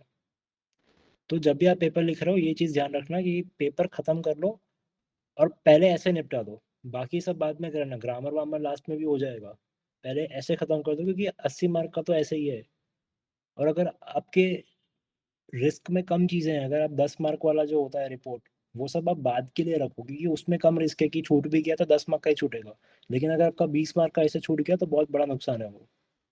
तो आप पहले ऐसे खत्म यस करो सर, और फिर बाद में ग्रामर करना या रिपोर्ट करना। यस सर, और वही मैं दूसरा, स्टॉप वॉच लगा के करता हूँ, तो वही देखता हूँ कि 28 मिनट हो जाता है, तो थोड़ा चिंता होती है कि पेपर में अगर तो उसी में पूरा टाइम चला जाएगा मेरा ऐसे लिखने में। नहीं वो थोड़ा स्पीड रखना है यार पेपर में। यूपीएससी के पेपर्स हर हर एग्जाम में ही वो लेंथी बनाते हैं। यूपीएससी का प्रोसेस ही ऐसा है कि ये काफ़ी जल्दी करवाती है चीज़ें अपन से। तो वो हैबिट बना ही लो कि आपको फटाफट सोचना, फटाफट लिखना शुरू कर देना है, कुछ भी हो जाए। जी जी। और और कोई, ऐसा कुछ मतलब अगर कोई टाइम है, मतलब कि ऐसे को मतलब 4 हैं तो 4 को हम कितने में करें? जैसे 20 मिनट अगर मैंने सोचा है तो 20 मिनट काफ़ी रहेगा एक यार ऐसे में, कि और उससे कम में करो ना। मैं किया तो जाए? ये करता हूँ कि जितना आपके पास समय है और जितने मार्क्स का पेपर है उसको डिवाइड कर दो, फिर 20 मार्क्स से जी, मल्टीप्लाई, तो जो आ गया वो उतना आपके पास टाइम है। जी, जी। ऐसे कर लो। वो आपको जैसे बताया होगा ऐसे यार, मुझे चा आपको बताया ही होगा कि आपको किस तरीके से मतलब फ्रेम करना है अपने टाइमिंग्स को, या किस तरीके से मैनेज करना है। नहीं, आप बता दीजिए कि जैसे ऐसे है तो 4 ऐसे मुझे कितने मतलब टाइम में खत्म करना रहेगा? आपके पास अगर 180 मिनट्स मैक्स है, 180 मिनट्स डिवाइड बाय 200 इंटू 20 कर दो। हाँ, आ गया टाइम है कैसे का। ठीक। जैसे अभी आप अपना जो नेचुरल टाइमिंग है ना देख रहे हो, और ये देख पा रहे हो कि इस स्पीड से नहीं हो रहा है, तो आपको ये बात समझ आ जाएगी कि मुझे इसको और कम करना है। आप 20 मिनट्स कितना कह रहे हो मुझे ध्यान नहीं है, मैं शायद 17 मिनट्स का ले गया था, मैंने एक जो रफ कैलकुलेशन अपने टाइम कर रखी थी सबकी। हाँ, 20 मिनट्स वो मैंने थोड़ा, कहा है, लेकिन उससे वो बढ़ जाता है अभी। हाँ तो आप फिर बैक टाइमर लगा के प्रैक्टिस करो 3-4 ऐसे इस तरीके से कि आपको थोड़ी स्पीड बढ़ाने की ज़रूरत है। तो थोड़ा टाइमर लगा ओके के सर। प्रैक्टिस करो, शायद इससे कम हो जाएगा, क्योंकि पेपर कंप्लीट करना तो बहुत इंपॉर्टेंट है ना? ओके सर, बैक टाइमर जैसे वही स्टॉप वॉच लगा के करता हूँ, तभी तो मुझे पता चलता है कि कितने में हो गया। नहीं, आप स्टॉप 28 वॉच मिनट में भी कर। आप देख रहे हो कि 28 मिनट में कंप्लीट हुआ। आप 20 मिनट जी, का जी, टाइमर जी। लगाओ और टी टी टी टी बजने लगेगा तो रुक जाओ, फिर देखो कि हाँ, नहीं थोड़ा हाँ, हाँ। पेस एक दो बार ऐसे ट्राई कर लो, क्योंकि you have to increase your speed. Yes sir, yes. कोई तो और क्वेश्चन अगर किसी का, और कोई ऐसे ही में अगर किसी को कुछ पूछना है तो।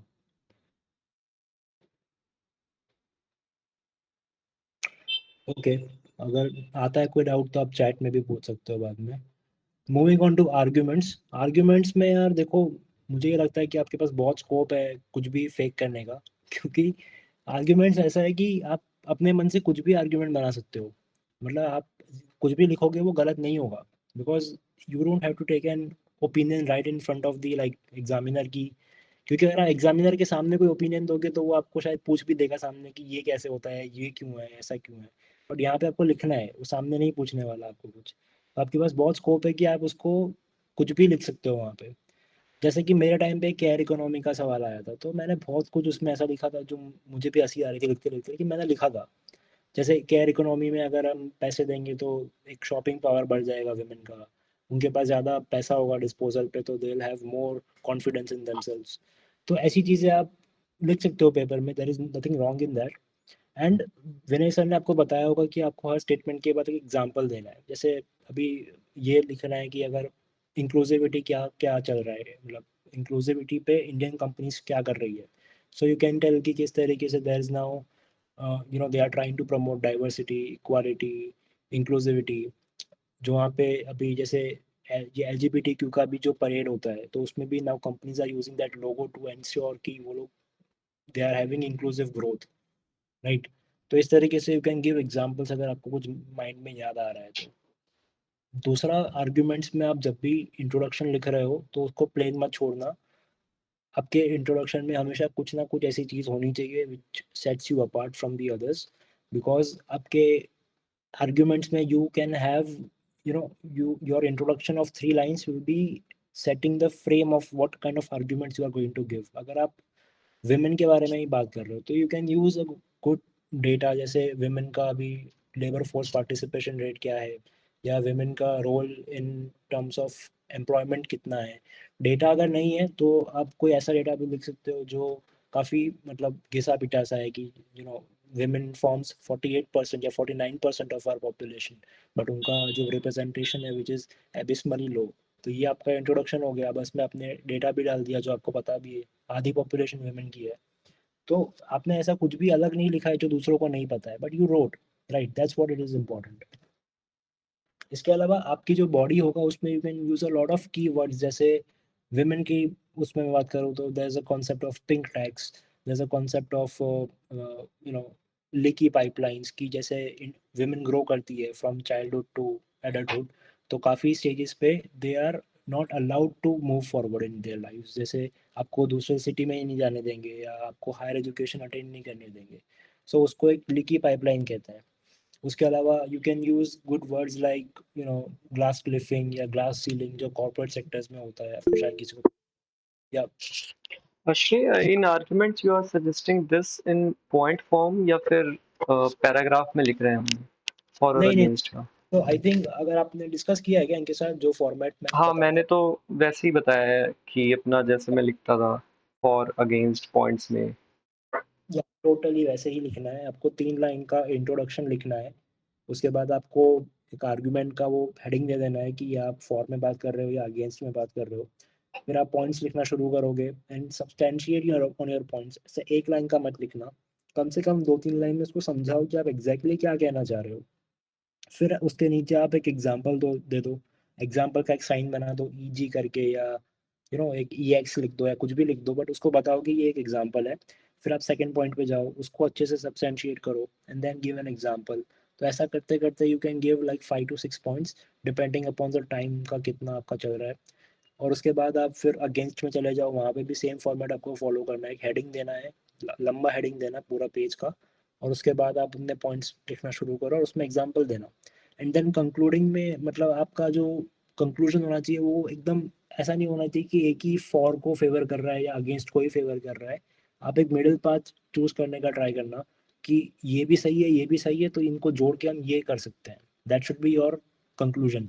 और वो काफ़ी विजनरी होना चाहिए, मतलब अगर आप केयर इकोनॉमी की भी बात कर रहे हो तो उसमें आपका काफ़ी ये होना चाहिए कि मैं एक अलग इनोवेटिव सोल्यूशन दे रहा हूँ। वो ऑब्वियसली इनोवेटिव नहीं होगा, इम्प्रैक्टिकल ही होगा, that's why it is not implemented in yet. But you have to write something which is like very innovative, जो उसको लगना चाहिए कि इसने कोशिश करी है कि कुछ ऐसा बताया है कि जो अभी तक नहीं हुआ है। ठीक है, तो ये आपका फॉर्मेट है आर्ग्यूमेंट का। और उसके अंदर जैसा मैंने बताया कि आप बहुत सारे एग्जांपल दे सकते हो। तो अब इतनी सारी चीज़ें हैं पूरे वर्ल्ड में, आपने कितने सारी चीज़ें एक्सपीरियंस की होगी लाइफ में, कुछ भी आप यूज़ कर सकते हो वहाँ पे। मूवी का एक रेफरेंस दे सकते हो, बुक्स का रेफरेंस दे सकते हो, डेटा रिपोर्ट्स तो है ही हैं, कीवर्ड जैसे मैंने बताया ये सारे, ये भी आप यूज़ कर सकते हो। तो जो भी आपको पता है उसको आप यूज़ करो वहाँ पे। कोई भी आप मूवी का रेफरेंस भी दे सकते हो, जैसे अगर आपने कोई वेब सीरीज़ देखी है जो काफ़ी फेमस है, पंचायत ही ले लो, तो उसका भी आप रेफरेंस दे सकते हो, क्योंकि वो काफ़ी फेमस है, like it is now cult. तो वो आप बता सकते हो। फिर ऐसा एकदम ऑब्सक्योर सा वेब सीरीज नहीं होना चाहिए जो किसी को पता ही नहीं कि ये क्या है, किसने देखा है। अगर बहुत फेमस सा वेब सीरीज है तो आप कोट कर सकते हो। इसी से मुझे एक और बात याद आई कि आपको जो भी लिख रहे हो वो काफ़ी फेमस होना चाहिए। ऐसा नहीं कि आप बहुत ही ऑब्सक्योर चीज़ लिख रहे हो जो किसी को नहीं पता है, तो उसका इतना इम्पैक्ट नहीं पड़ेगा। आप जो भी लिख रहे हो इंश्योर कि वो काफ़ी वॉसिफोरस है इन सोसाइटी, राइट, काफ़ी मतलब पता है लोगों को, काफ़ी वेल एस्टेब्लिश चीज़ें हैं वो। जैसे मूवीज़ में थ्री इडियट्स हो गई, का सबने देखी है। मूवीज़ में बहुत सारी ऐसी मूवीज़ हैं जो मतलब बहुत ही वाइडली फॉलो की जाती है। बुक्स में काफ़ी सारे बुक्स होते हैं जो काफ़ी वाइडली पढ़े जाते हैं। जैसे एस जयशंकर को आप कोट कर सकते हो अगर इंटरनेशनल रिलेशंस का कोई टॉपिक है, या अ,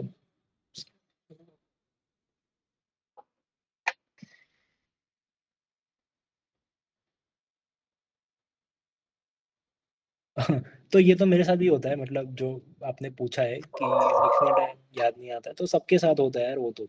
मतलब मुझे अभी भी ऐसा हो रहा है कि जो पेपर मैंने लिखा था उसमें कितनी और सारी चीज़ें हैं जो मैं लिख सकता था जो मैंने नहीं लिखी थी। तो दैट इज़ नॉर्मल, लेकिन वो तब अवॉइड करोगे जब आप प्रैक्टिस करोगे और आपके थॉट प्रोसेस को काफ़ी जल्दी मतलब सोचने की आदत हो जाएगी। Yes sir. एग्जैक्टली, ये तो होता ही है, हमेशा होता है कि अरे सबके साथ लिखने के होता बाद है, होता है। वो एग्जाम हॉल के बाहर निकल के याद आता है कि ये सबसे अच्छा पॉइंट था जो मैंने लिखा नहीं। सबके साथ होता है ये और होगा, इस बार भी होगा, वो नेचुरल है, उसमें कोई डरने की बात नहीं है।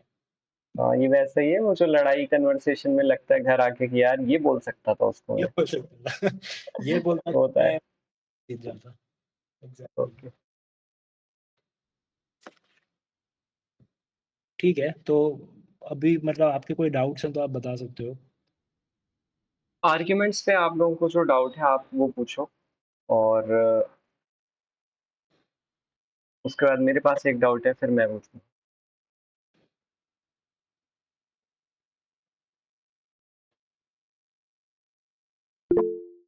या गो ऑन। यस ओम।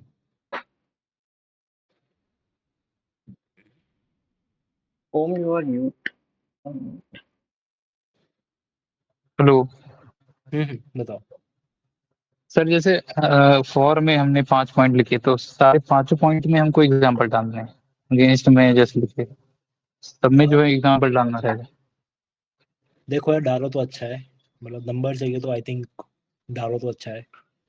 क्योंकि अगर देखो मैं समझाता हूँ, जैसे अगर आपने कोई टॉपिक के बारे में लिखा है, अब आप कुछ भी आर्ग्यूमेंट दे रहे हो, सो वो कितना इफेक्टिव हो तब प्रूव होगा ना कि आप कोई एग्जांपल से समझाओगे कि देखो यहाँ पे भी ऐसा हो रहा है, तब वो आपकी बात ज़्यादा इफेक्टिव लगेगी एग्जामिनर को पढ़ने में। जैसे मैं अगर सिंपली ये कह दूँ कि पेपर में अच्छा लिख के आना, तो दैट वोंट वर्क ना। मुझे समझाना पड़ेगा कि कैसे अच्छा लिख के आना है। Yes sir. हम्म। और इसमें सर आर्गुमेंट में डाटा का कितना रोल रहेगा, मतलब इसमें भी डाटा, क्योंकि इसमें तो ऑप्शन है नहीं, आर्गुमेंट तो एक ही है, मतलब दो है, उसमें ऑप्शन नहीं है कि चूज कर सकते हैं, लिखना दोनों ही रहेगा इसमें। देखो ये सारे जो मैं वे बता रहा हूँ ना, रिपोर्ट्स डेटा, ये वन ऑफ द वेज है, ये ओनली वेज नहीं है।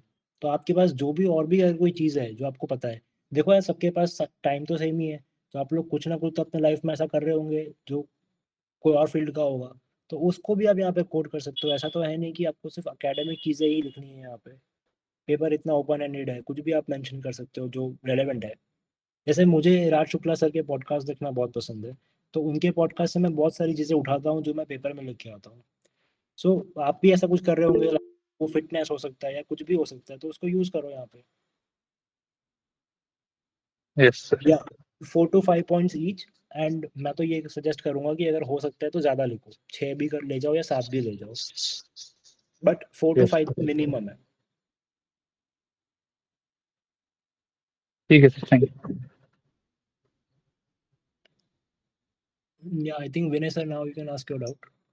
हाँ, तो पहला डाउट ये है कि अगर हमारे पास जैसे एक सेक्शन में ज़्यादा पॉइंट आ रहे हैं, दूसरे में कम आ रहे हैं, तो ऐसा होता है कि हमें बराबर रखने हैं 5-5, 6-6, या हम 4-6 कर दें? ज़्यादा कर दो, अगर आपके पास पॉइंट्स है तो आप लिखो, जितना ज़्यादा लिख सकते हो लिखो। हाँ, बट 4 इज द थ्रेशोल्ड, उसके नीचे नहीं जाना है। और ऊपर तो आप जितना जा सकते हो जाओ। एंड ऐसा भी हो सकता है कि आपने 4 से 5 पॉइंट में एग्जाम्पल डाल दिए हैं, बट आपके पास 6, 7, 8 पॉइंट में एग्जाम्पल नहीं है, तो भी चलेगा। बिकॉज आपने जितना आपको बैर मिनिमम करना था उतना आपने कर दिया है। सो इट्स फाइन, ऐसा मतलब कंपल्शन नहीं है कि एग्जाम्पल लिखना ही लिखना है। But it is just like an add on thing कि मतलब डालोगे तो अच्छा है। हम्म। और दूसरा ये है कि क्या हम एकदम एग्जैक्टली अपोजिट आर्ग्यूमेंट दे सकते हैं? जैसे अगर कोई मान लो जैसे स्कीम आपने डिस्कस की थी एक, इससे वुमेन को ऐसा ऐसा फायदा होगा इस स्कीम से ऐसे ऐसे, तो हम उसके काउंटर आर्ग्यूमेंट में हम एग्जैक्टली उसका अपोजिट लिख दे रहे हैं नोट लगा के।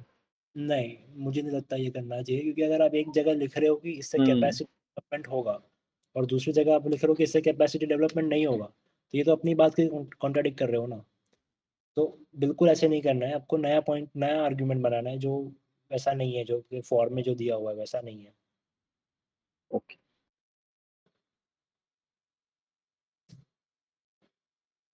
और इसमें जो कंक्लूजन वाला पार्ट है वो कितना लाइन लिखेंगे, 2-3 लाइन लिखेंगे या? हाँ, 2 लाइन।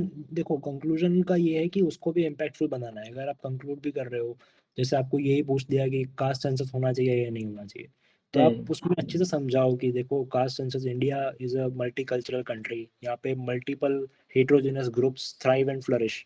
तो उसके लिए हमको कास्ट सेंसस का एक काफ़ी इंपॉर्टेंट रोल रहेगा इन इंश्योरिंग। देखो दूसरी बात ये है कि जब भी आप बता रहे हो ना ऐसी चीज़ के अगर बारे में आ रहे हैं, जैसे कास्ट सेंसस पे आ रहा है, तो यू नो कि कास्ट सेंसस होने वाला है। सो हम्म। ऑलवेज टेक एन ओपिनियन जो सरकार की पॉलिसी से अलाइंड है।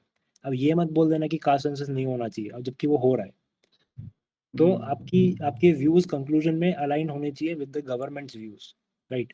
क्योंकि आपको नहीं पता ना कि वो सामने वाला बंदा का क्या व्यू है इसमें।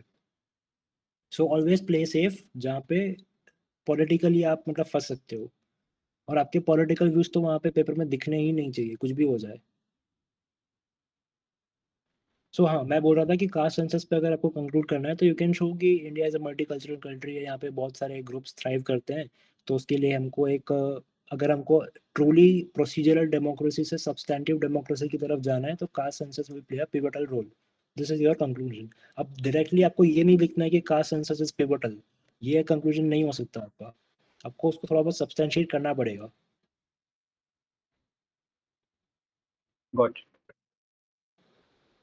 विनय सर, आपने ये ऐसे बताया है 17 मिनट में, और ये आर्गुमेंट बता दीजिए कितने मिनट में आप करते थे मुझे। मैं जो अपने टाइम का है, मैंने वो मेरे पास होगी फोटो, मैंने भेजी है ग्रुप में। मैं वो ग्रुप में भेज दूंगा अपने टाइम वाली, है ना। वो ठीक। हल्का मैंने अपने हिसाब से रखा था, क्योंकि मुझे पता था कि मुझे प्रेस में कम टाइम लगना है, कॉम्प्रिहेंशन में कम टाइम लगना है। तो मैंने अपने हिसाब से किया था। तो वो आपका एग्जैक्टली आपको कॉपी नहीं करना है, बट आप उससे इंस्पायर होकर अपने हिसाब से बना सकते हैं। ठीक है सर। ठीक। Moving for report. रिपोर्ट का यार मतलब मुझे भी नहीं पता कि रिपोर्ट में क्या वर्क किया मेरे लिए, बट मैंने ये इंश्योर किया था कि मुझे सारा कुछ पास्ट टेंस में लिखना है, कुछ भी प्रेजेंट में या फ्यूचर में नहीं होगा। Everything has to be in past, तो उसका आपको कॉन्शियस ध्यान रखना है कि सब कुछ पास्ट टेंस में रखना है। तो पंक्चुएशंस, ग्रामर वामर सब आपको ध्यान में रखना है। उसके अलावा रिपोर्ट में जो फॉर्मेट होता है, ये आपको एक प्लेस लिखना है, डेट लिखना है, हेडिंग का आई डोंट रिमेम्बर होता है कि नहीं होता है, फिर एक बाय एक्स वाई जेड होता है कुछ। तो इन सब चीज़ों का आपको ध्यान रखना है। और आपका रिपोर्ट हमेशा एक फ्लो में होना चाहिए। जैसे अगर आपको इवेंट के बारे में पूछा है कोई, तो इवेंट के बारे में आप स्टार्टिंग से बताओगे कि पहले मैं ये किया, फिर ये किया, फिर ये किया, और फिर एंडिंग में एक अच्छे नोट पे ख़त्म करोगे। अब कहीं पे भी कुछ भी नहीं आ सकता है कि भाई आपने पहले ये बता दिया कि मैंने एंड में क्या किया, और फिर वापस से बॉडी पे ये बता रहे हो कि मैंने डे के बीच में क्या किया, और फिर एंड में भी आप यही बता रहे हो कि एंड में आपने क्या किया। तो फ्लो नहीं आ रहा है दिन का। वो जैसे आपका दिन है, आप किसी और बंदे को एक्सपीरियंस करवा रहे हो कि मैंने अपना दिन ऐसे निकाला है, वो एकदम वैसे फ्लो में होना चाहिए रिपोर्ट आपका। ओके। दूसरा, रिपोर्ट का ज्यादा, हाँ। हाँ हाँ बताओ। हाँ, रिपोर्ट का यानी मेनली यही है कि आपको पास्ट टेंस में एक लॉजिकल फ्लो में पूरी चीजें कवर कर देंगे। या सार यही है कि पास्ट टेंस में लॉजिकल फ्लो में खत्म करना है। बाकी एक वो आता है कि जैसे रिपोर्ट में मतलब इसमें पूरे के पूरे पेजेस भर दिए थे, या फिर जैसे आधा आधा चलता है, जैसे 2 पेजेस हैं रिपोर्ट के लिए नहीं और नहीं, सब कुछ भर दिया था, कुछ भी भरते खाली हैं। नहीं छोड़ा। वो आपको पेपर जो पूरा ब्लैंक दिया है उसको आपको ब्लू पेन से रंग देना है, कुछ भी अच्छा। खाली नहीं है। ठीक। वो इवन कॉम्प्रिहेंशन में भी आपको बहुत पेजेस देते हैं, बट भर देना है, वो भी भर देना है। वो आप उठा सकते हो, अगर आपको पेज भरने के लिए अगर आपकी कॉम्प्रिहेंशन से लाइन उठाना है तो उठा लो। हाँ, ये तो हो जाता है कई बार, देख करके आइडिया भी आ जाते हैं एसए के टाइम। आरसी आरसी पैसेज देखोगे, 1-2 पॉइंट्स डेवलप हो जाएंगे। ओके, इसमें कोई और डाउट है तो आप पूछ सकते हो। जैसे मैं प्रेस में इतना, आई मीन रिपोर्ट्स में इतना हेल्प नहीं कर पाऊंगा, क्योंकि मुझे भी याद नहीं है कि मैंने क्या किया था। आई थिंक मैंने लास्ट में अटेम्प्ट किया था ये, तो पता नहीं, मेरे को याद भी नहीं है मैंने क्या लिखा था इसमें।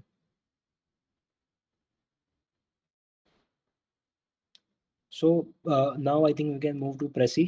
हाँ, प्रेसिड एंड रीडिंग कॉम्प्रिहेंशन। तो प्रेसी में एक चीज़ जो मैंने की थी वो बता सकता हूँ कि मैंने पैराग्राफ पढ़ने के बाद मैंने खुद ही लिखा था वो पूरा। मैंने नहीं देखा था कि इसमें मतलब ये लाइन के बाद क्या है, इसमें क्या लिखा है। आपको भी ये ट्राई करना है कि आप जब भी प्रेसे लिख रहे हो तो अपने खुद के शब्दों में ही उसको लिखो, उससे ज़्यादा इम्पैक्ट पड़ता है। और दूसरा कि वो बॉक्स वहाँ पे देते हो तो आप एक बार वो फॉर्मेट में देख लेना कि वो कैसे मतलब उसको कैसे लिखना है, बॉक्स को कैसे फिल करना है। क्योंकि मैंने एक जगह पे शायद देखा था कि वो बॉक्स के अंदर जैसे अगर कोई ब्लैंक बॉक्स बीच में आ रहा है स्टार्टिंग में या एंड में, तो वो नंबर में काउंट नहीं करते, शायद ऐसा कुछ तो होता है उसमें, मुझे आइडिया नहीं एग्जैक्टली क्या होता वो। बट आपको बॉक्स का एक बार देख लेना कि कैसे वो मतलब नंबरिंग कैसे हो रहा है उसका, वो वर्ड काउंट कैसे हो रहा है। और पैसे खुद के शब्दों में लिखना ये काफ़ी इंपॉर्टेंट है। और उसमें आप क्या कर सकते हो कि हर लाइन के, जैसे एक लाइन आपने ट्रांसलेट कर दिया खुद के वर्ड्स में, फिर आप वो पैराग्राफ पढ़ सकते हो वापस कि ये लाइन में ये लिखा है, तो उसको मैं अपने पैराग्राफ में मतलब अपने शब्दों में ऐसे इसको फ्रेम करूँगा। So that way you can refer to the paragraph, but लिखना खुद के शब्दों में ही है। इसमें ओके। प्रेसे में यार आई डोंट थिंक कि मैं इसमें ज़्यादा मतलब हाँ, प्रेसी में और कुछ है भी नहीं। हाँ प्रेसी का इसमें भी सार यही है कि you have to read the passage, एक बार पहले पढ़ लो, पढ़ के आप समझ गए कि हाँ क्या है, देन आपको उसको अपनी ओन लैंग्वेज में लिख देना है। जितना आप ओन लैंग्वेज में लिखोगे उतने आपको अच्छे मार्क्स मिलेंगे, क्योंकि वो आपका देखना चाहते हैं कैसे आप इसको कंसाइज कर ले रहे हो। तो प्रेसी में जो रिपीटिशन वाली चीज़ें होती है वो हम छोड़ देते हैं अक्सर। जैसे मान लो कोई एग्ज़ाम्पल दिया है इसमें कि कॉलीफ्लावर, बनाना, कैरेट, फलाना, तो आप सिर्फ़ एक टर्म यूज़ कर सकते हो, फ्रूट जो भी था, और एग्ज़ाम्पल हटा सकते हो, जिससे कि और छोटे हो जाते हैं चीज़ें। या आई थिंक दैट समराइजेस प्रेसी। तो कॉम्प्रिहेंशन पे आते हैं। कॉम्प्रिहेंशन में जैसा मैंने पहले भी बताया कि आपको पेज सारे भरने हैं, जितना भी आपको स्पेस मिलेगा ना सब भर देना, कुछ भी छोड़ना मत। और दूसरा इसमें हमेशा ये ट्राई करना कि जब भी आप कॉम्प्रिहेंशन के आंसर्स लिख रहे हो तो फर्स्ट लाइन में आप ये लिख दो कि according to author of this paragraph, या अकॉर्डिंग टू द पैराग्राफ ये हो रहा है। और हमेशा एक थोड़ा सा बैकग्राउंड देना, जैसे अगर आपको कोई क्वेश्चन पूछा है about paragraph, yeah oh you can unmute yourself.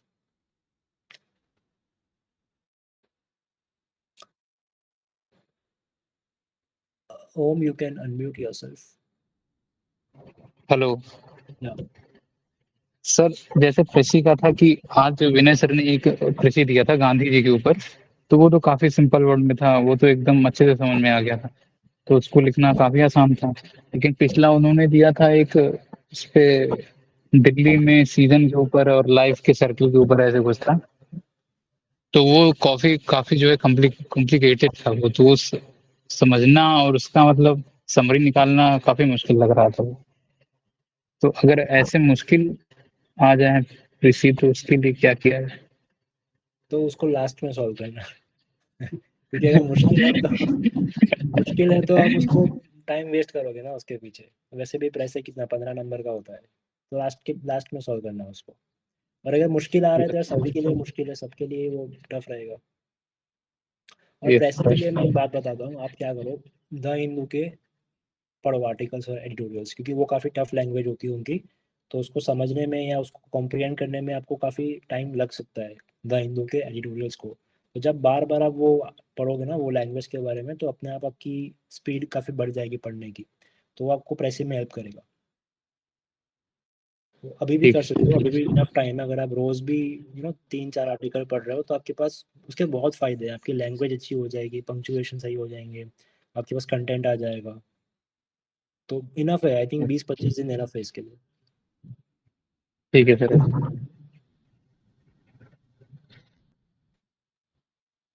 या so I was talking about comprehension कि जब भी आप फर्स्ट लाइन लिख रहे हो, तो जैसा मैंने बताया कि अकॉर्डिंग टू कॉम्प्रिहेंशन, या उसको अच्छे से आप पहले इंट्रोड्यूस करो कि भाई किस बारे में है पैराग्राफ, फिर आप उस क्वेश्चन की डिमांड पे आओ, और क्वेश्चन की डिमांड जब आप एड्रेस कर रहे हो तो आप एक नेक्स्ट पैराग्राफ पे जाके उसको मतलब आंसर कर सकते हो।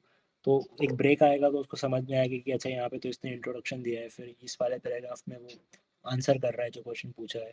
एंड देन कंक्लूजन भी अगर आप दे सकते हो, बहुत स्पेस दे दिया तो आप कंक्लूड भी कर सकते हो कि एक लाइन में ही, बहुत ज़्यादा नहीं, 1 या 2 लाइन में आप कंक्लूड कर सकते हो कि ये क्वेश्चन इसलिए था कि ये पैराग्राफ में ये लिखा हुआ है इस तरीके से। तो ये है, अगर आपके पास बहुत स्पेस है तो आप उसको पैराग्राफ में डिवाइड कर दो आंसर को, सारा स्पेस भर दो, और ट्राई करो कि खुद के लैंग्वेज में लिखो, देख के मत लिखना, क्योंकि वो फिर आप ही खुद सोचो ना कि अगर वो कॉम्प्रिहेंशन उसने पूछा है और आप देख के ही लिख रहे हो तो वो क्यों पूछ रहा है, उसका कोई मतलब है ना पूछने का। तो वो अपनी लैंग्वेज में ही उसको अटेम्प्ट करो। एंड आपकी लैंग्वेज अगर बेसिक भी है ना, ऐसा ज़रूरी नहीं है कि आपकी लैंग्वेज बहुत अच्छी होनी चाहिए वो कॉम्प्रिहेंशन अटेम्प्ट करने के लिए, ऐसा कुछ भी नहीं है। बेसिक लैंग्वेज में भी चलेगा। मेरे को याद है मैंने शायद लास्ट में अटेम्प्ट किया था ये कॉम्प्रिहेंशन, और वो मैंने बहुत सिंपल से लैंग्वेज में लिखा था, मेरे पास टाइम नहीं था, तो मैंने बस भर दिया। मुझे भी मतलब लिखते टाइम ऐसा होता है मैं क्या लिख रहा हूँ, ये कुछ भी लिख रहा हूँ मैं, बट लिख रहा हूँ और भर रहा हूँ पेज। ठीक है। आपके कोई डाउट्स हैं अगर अक्रॉस द पेपर्स अगर किसी में भी, तो आप मुझसे पूछ सकते हो अभी।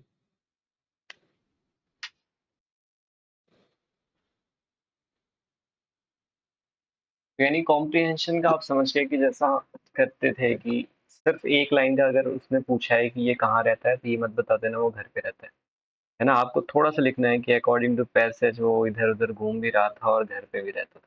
मतलब मैं बस एक बहुत ही वाहियात से एग्जांपल दे रहा हूँ बट आप समझ रहे हो कि आपको थोड़ा भरना है थोड़ा सा पेज। या एग्जैक्टली।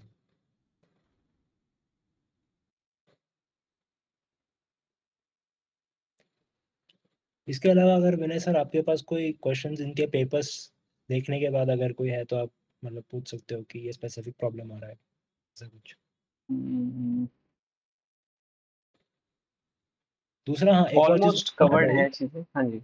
हाँ, जब भी आप अपने एसेज लिख रहे हो तो ये इंश्योर करना कि आप कोई एकदम क्लीशे सी बात नहीं लिख रहे हो। जैसे आप गांधी को ही कोट करे जा रहे हो कि गांधी का नॉन वायलेंस है इसलिए हमें वायलेंस नहीं करना चाहिए, तो ये मतलब स्कूल का प्रोजेक्ट लगेगा कि गांधी जी ने कहा है वायलेंस मत करना तो नहीं करेंगे। ऐसा मतलब एकदम ही क्लीशे नहीं होना चाहिए। थोड़ा सा आप उसको अच्छे लैंग्वेज में लिखने का ट्राई करो। लगना चाहिए कि आप you are grown up person, और आपकी जो लैंग्वेज है उससे आपकी मेच्योरिटी दिखनी चाहिए। तो अवॉइड क्लीशेज। कुछ ऐसा लिखो जो काफी मतलब थोड़ा सा it shows your wide understanding, rather than कि आप बस एक नैरो कंपार्टमेंटलाइजेशन कर रहे हो अपनी नॉलेज का।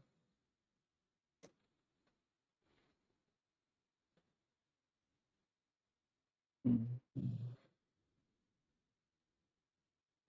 तो ठीक है, देन आई थिंक वी इसके कैन अलावा रैप। हाँ इसके अलावा तो सब कवर हो ही है। और या किसी ने एमओएम बनाया हो, मैं कॉर्पोरेट में जाके ये सब सीख गया हूँ। तो मिनट्स ऑफ मीटिंग जो मैंने बनाई हो मैं ग्रुप पे भेज दूंगा, आप उसको वापस से देख लेना क्या चीज़ है, इस सेशन की summary. Ayush, you can ask. Sir data का कोई स्पेसिफिक सोर्स है क्या आपका?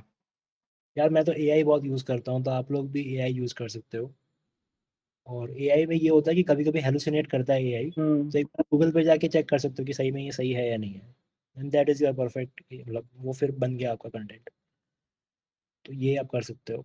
दूसरा, डेटा के पीछे बहुत मत भागना कि मेरे को हर चीज़ को याद करना है कि इसमें क्या हो रहा है, इसमें क्या हो रहा है। जितना हो रहा है उतना ठीक है, नहीं हो रहा है तो ब्लफ भी कर सकते हो आप पेपर में। सब मतलब एकदम ही यू नो आपको बताया होगा विनय सर ने कि एकदम ही आपको एग्जैक्ट नहीं बताना है। आप रेंज दे सकते हो, लेस देन मोर देन कर सकते हो पेपर में। Okay sir. कुछ कीवर्ड्स भी मिल जाएंगे, एनेक्डोट्स भी मिल जाएंगे आपको एआई पे।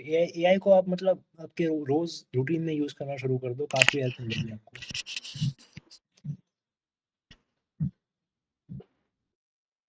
एंड हमारे अदर देन दैट कि अगर आपको कभी भी कोई डाउट होता है तो आप डायरेक्टली विनय सर को बोल सकते हो, तो आई कैन चिप इन और आपको हेल्प कर सकता हूँ डायरेक्टली। बिल्कुल भी हेजिटेट मत करना, बिकॉज अल्टीमेटली आप लोग का सिलेक्शन हो वो इम्पोर्टेंट है। ये सब तो बस एक मीन्स है आपके एंड्स को अचीव करने के लिए। तो don't hesitate and give this paper with utmost importance, क्योंकि काफ़ी अच्छी जॉब है। एंड जो भी आप अपने करियर में जाओगे आगे, तो it's a very good opportunity. And with the coming up of like supreme court ने अभी भी कहा है कि आईपीएस का डोमिनेंस कम करने वाले सीएपीएफ में। तो इट्स अ वेरी लाइक काफ़ी अच्छा फ्यूचर है इसका, सीएपीएफ का आगे जाके। तो अच्छे से पेपर दो, काफ़ी सीरियसनेस से पेपर दो। एंड आई कैन से मतलब मेरे एक सिलेक्टेड फ्रेंड ने मुझसे ये कहा है कि C A P F is the most easiest exam अगर आप अच्छे से पढ़ लेते हो। क्योंकि इतना इजी एग्जाम शायद बैंक पीओ का उतना उतना भी इजी नहीं होगा जितना कंपटीशन वहाँ पे है। तो अगर आप थोड़ा सा भी एफर्ट डालोगे ना इस पेपर में तो आपका निकल जाएगा। And I don't know why Vinay sir भी मुझे यही बोलते थे जब मैं प्रिपेयर कर रहा था कि आप बस पेपर दो निकल जाएगा, और निकल भी गया। क्योंकि मुझे मुझे लगता था कि ये बहुत टफ एग्जाम है, नहीं निकलेगा, बट देन उन्होंने एक फेथ इंस्टिल किया मेरे अंदर कि तू पढ़, हो जाएगा। तो मैं आप लोग को भी यही बोलूंगा कि आप अच्छे से एग्जाम दो, 20-25 दिन पढ़ लो अच्छे से, वो निकल जाएगा।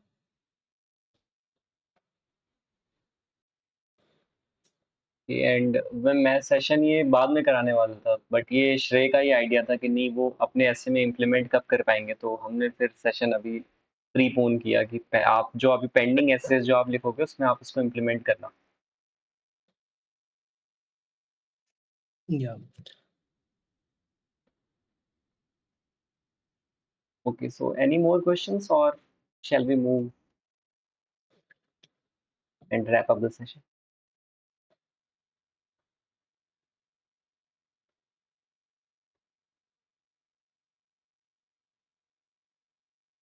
Okay, श्रेय, thank you so much for joining और इनसाइट्स देने के लिए।